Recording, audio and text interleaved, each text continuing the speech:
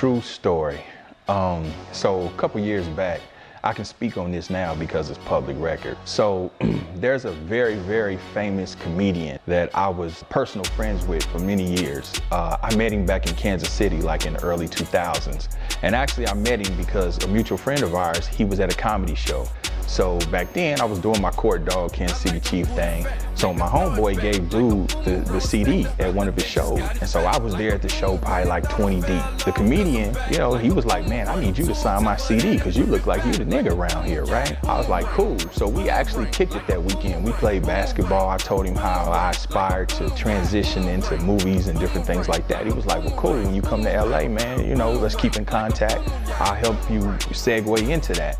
So I'm like, cool. So we build a cool rapport or whatnot. And so I say about a year or two, maybe not even, maybe a year and a half after that, I moved to LA.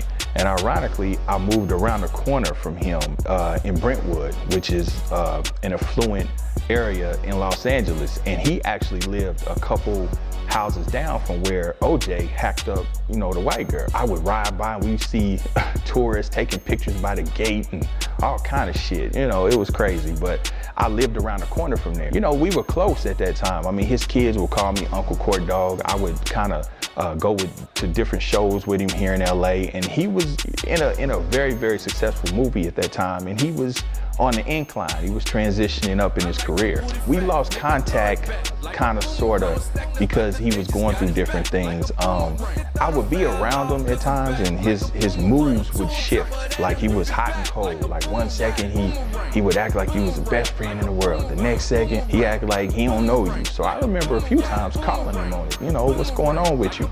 But at the time I didn't know that he was suffering from like a mental illness. As we lost contact, I would see him in the news, literally like 2 or 3 times a month. This dude was in the news doing some crazy ass shit, right? I was rooting for him, giving him the benefit of the doubt, thinking, damn, you know, that's the media trying to take my boy down. Ah, man, he ain't doing that. They spinning it. It's the Illuminati, you know, and all that bullshit, right? We end up reconnecting by the same mutual friend several years later. And so he was in Kansas City doing a show. So my homeboy seen him, was like, man, you hollered at Court? He was like, nah, I ain't seen him, man. What's up with my nigga? So he gave me his number. We exchanged numbers. He put us on the phone. And so he said, I'm gonna holler at you when I get back out to LA. I said, cool. Now, the part that I left out was the reason why I never was suspect of dude, you know, having any ill will toward me was because, man, he always kept it 100 with me. I did a movie with him and he was who he was at the time that I did my movie. I financed a movie and produced it and I starred in it as well. And so I told him, I said, man, I need you to be in my movie. He said, cool, you got me for the day. So he could have charged me, but he didn't. Came through and he blessed me. So for that, I was always grateful. And and maybe I felt like I had a somewhat of an allegiance to him, being loyal, just because I know his heart. I knew what kind of dude he really was. He calls me. We hadn't been around each other in about 7, 8 years. He's like, man, come see the house in Malibu. I'm like, cool. I'm in Calabasas, so I swing over, see the house. So I get there. He hadn't seen me he hadn't seen Big Court. He remembers Court Dog with the braids, you know, thin guy, basketball, Snoop Dogg looking thug. You know, we get over there, it's just me, him, and it was this fat nigga, this wannabe comedian dude. I mean, he's over there just kissing ass. I'm talking about everything that this dude says, this dude is just eating it up, just, oh, you're right. And he sounded like Chubb Rock.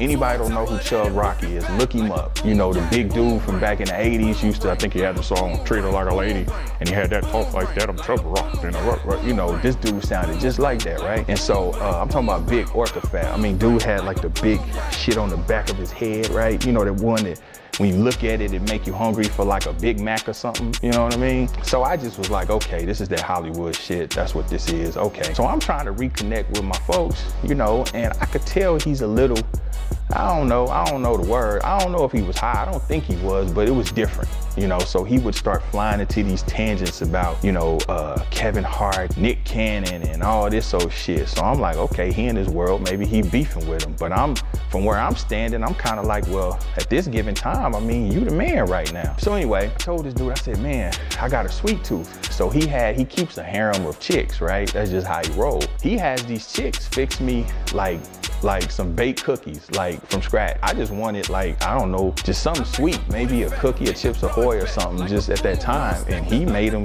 you know, bake the shit. So they brought me fresh baked cookies and some grapes.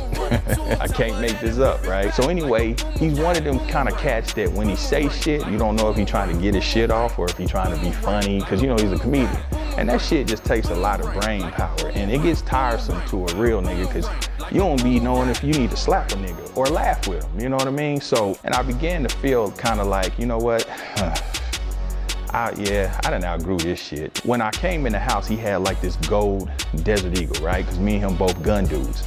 I have a black one. So I told him, man, why don't you, sell me that or whatever. So he challenges me to a basketball game for the gun. He's like, okay, if you win, I give you the gold one. If he wins, I give him my black. At the time, he was being managed by Suge Knight. I didn't know what I was gonna walk into over there. So, and I wasn't tripping, but at the same time, it is what it is. So I go out to the car, put my gun in the car. I come back in, he hits me with the, nigga, you need to knock it when you come back in. So again, once again, too much mind. I'm like, is the nigga joking or what is he doing, right? It didn't make sense. He was like, nah, nigga, you can't come over here and just do what you want to do. I could have been getting some head or whatever. So he kind of laughed it off or whatnot. At this point, I'm just exhausted and really ready to go home, right? So, I go in, sit down for about 5 minutes. You know, him trying to do his jokes and get his little shit off mixed with the fat dude over here, that's just kissing so much ass, and me really being disturbed by the back of his head. I don't know why that really disturbed me, right? And then these chicks that he got in there, I mean, they just like zombies, right? Like, I guess he trained them, and I know that's some pimp shit, not to make eye contact with other men, that's reckless eyeballing. So, but I mean, they like train good, like some zombie hoes, right? So I'm like, okay, I was just gonna fucking hop in the car and leave. So anyway, this dude follows me out, bouncing the basketball. So mind you, he's a little short dude. He's like 5'2" or something, you know what I mean? 5'3" maybe. I'm 6'3", okay? He probably 110 pounds. I'm 235 pounds. Okay, you're not gonna beat me. I mean, I used to play basketball. So I beat him. All of a sudden, he just flips out. Man, I've been waiting on your bitch ass. Fuck you. Woo, woo, woo, woo. I go to tell him good game. He starts running from me. He's like running around the car. Then I got to thinking like, damn, did I slap this nigga? Did I do something? Because he was really convinced that he was in danger. So I'm looking at his bodyguard. I'm looking at his little broads. I'm looking at the fat nigga with the, the head, right? The Big Mac. They looking at me like, how could you? Like, why you didn't let this nigga win? That's how they looking at me. I'm like, man, fuck this nigga. Like, he grown, you know what I mean? Like, he challenged me to a game, and so I whooped his ass. That's what's supposed to happen. I mean, what else did y'all think was gonna happen, right? So that was just too much for me. I said, look, man, it's too much. I don't know what the fuck you on. He tell me, like, yeah, whatever.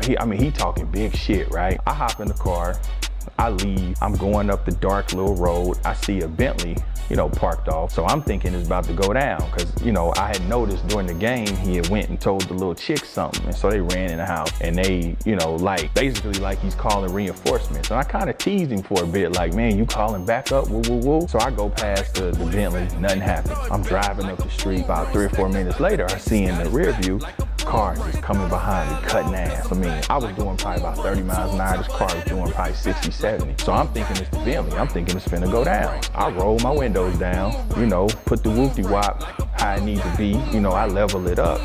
And I'm thinking they finna pull on side of me and get on some bullshit. That motherfucking car just hit the back of my ass, just full speed. Wow. Airbag came out, man. I felt all that shit in my neck. Gust of smoke came up. I'm like, damn. I couldn't, I'm like panicking. So at this point, I kind of kick into defense mode because I'm kind of like off in the cut. Cell phones don't work, and all that. So I hit the gas. The car's sputtering like it won't give out. So I hit the gas. OnStar comes on.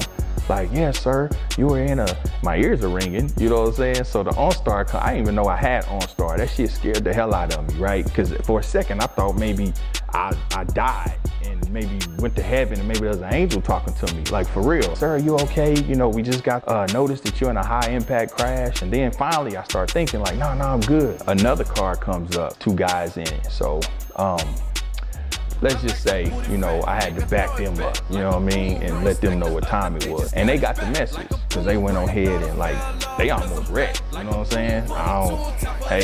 So I went on ahead and left, and I told, OnStar told me, they were like, well, the police are gonna be waiting for you on the other end. So I said, okay, that's cool. You know, I stopped because I didn't really know, you know, what was what and what they knew. So I dumped the whoop-de-wop and then went on ahead and met them. And they really didn't know the extent of what had happened. They just knew it was an accident. So I go home, I'm calling dude. I found out that it was him that hit me. At first I thought that it was just a random car that ran into me, or maybe he set me up or something like that. He ended up hitting me, you know, and he totaled his car. Like, that's how hard he hit me. He was in an Escalade. He totaled the front of his car, totaled my car. I was in a new Tahoe. And so, and I can speak on it because it's all public record now. And so, but it's all good, you know what I mean? Like, he moved, cause that house, you know, it got hot for him over there. Like, after that happened, you know, I don't know, he was running afoul of a lot of people, and, you know, I hear that, you know, they shot his house up real good. I mean, it's a shame, you know, and, you know, I don't know. And the police, because I was the last incident, you know, naturally they questioned me in that, and I don't know nothing about nothing. I don't know, I just know they lit that bitch up. That's what I heard. And so anyway, he got the message and he moved his ass to Georgia. So I hadn't seen him since. But I can say that, you know, with growth and time and different things like that, I let it go, you know, because he was ill, you know. I had to kind of accept that, okay, you know, his mind wasn't right. I don't know, like I said, if he snorted something, smoked something, that mixed with really having mental issues and not being on top of that and taking his medication or whatnot, just all of that, the culmination of all of that probably just resulted in that issue. And he had many more like that. It's just that he ran afoul of a real one that time. So, you know, that's the moral of the story, and that is a true story. That's my Hollywood true story, TRU story. I'm Big Court, TME, I'm out. Boomerang, like a boomerang, like